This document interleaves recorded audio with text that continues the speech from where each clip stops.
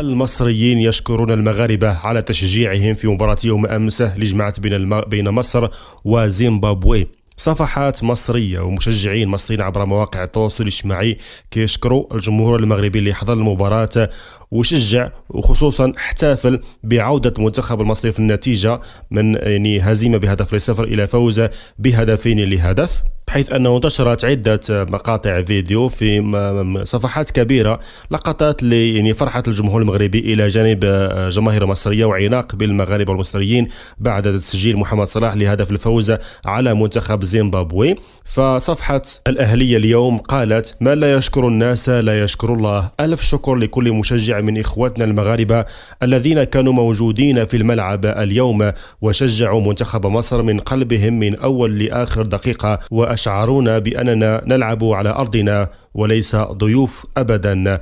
ربنا يديم الأخوة يا حبايبنا. وأرفقوا المنشور بصورة فيها عدد الجماهير الحاضرة لفاق 28 ألف متفرج.